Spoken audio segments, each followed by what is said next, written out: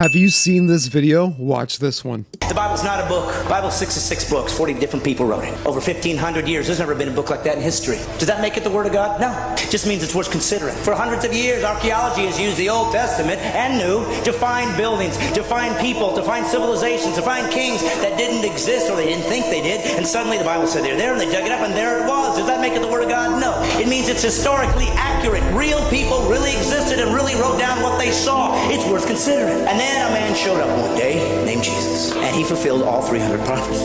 That's impossible. We know that the first Greek translation of the Old Testament was done 250 years before Jesus was born.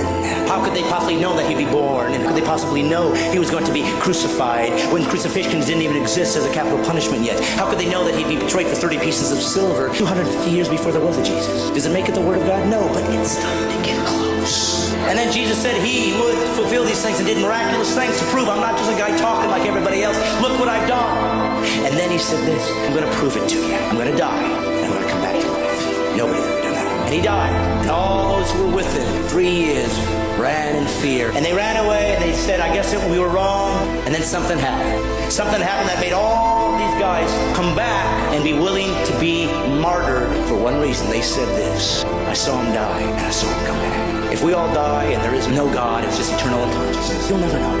But if you're wrong, you'll never know. And it's not a gamble anyway.